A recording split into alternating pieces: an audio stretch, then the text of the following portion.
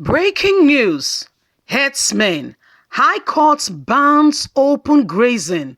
Akeredolu rules effective tomorrow. Hello, my wonderful people. Finally, some people are beginning to think. Things are beginning to happen.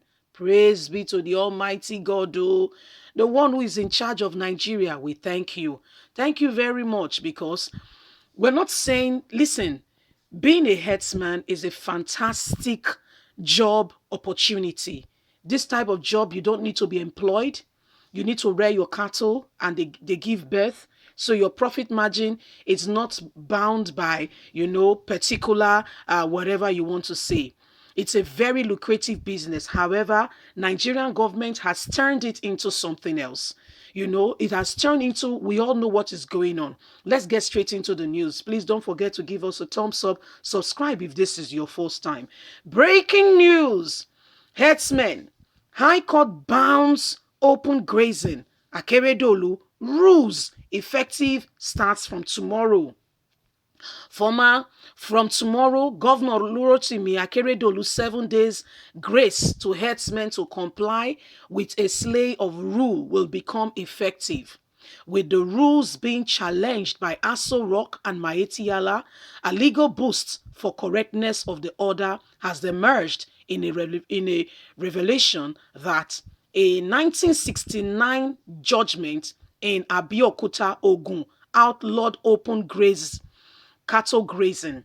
The judgment, which was not challenged, was given by Justice Adewale Thompson on 17th April 1969 in suit number AB/2026/66.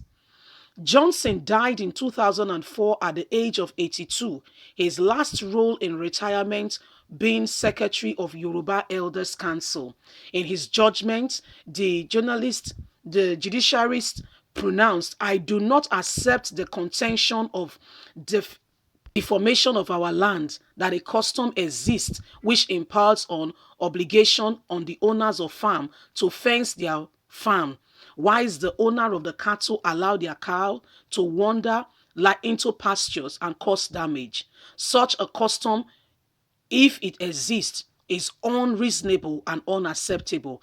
I hold that it is imperative and improper to nature and justice, equality and good conscience, therefore enforcement.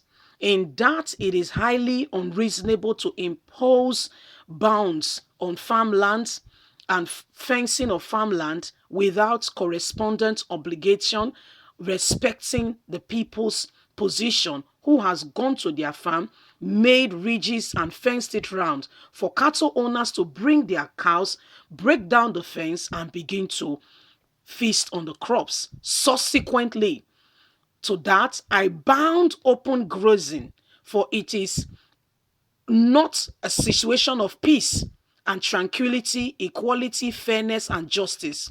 And cattle owners must fence their ranch and take their animals away from farmland for peace to reign in this community." Thompson appeared to have seen into the future. This was as far back as 1966. More than 50 years ago, more than how many years ago?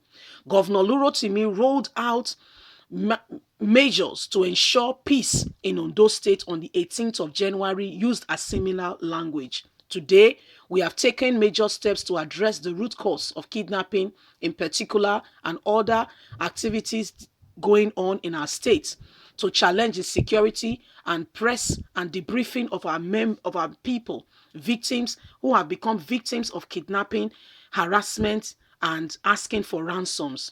These unfortunate incidents have made our people to be afraid and have brought evil to our society, to the activities of life, free movement. This has brought bad elements masquerading themselves as herdsmen, those who have turned our forest reserves into hideouts for keeping victims of kidnapping, negotiating for ransom, and carrying out criminal activity must stop.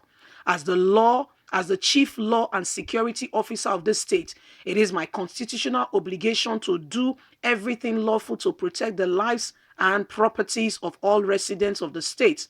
In light of the foregoing, the following orders are therefore issued.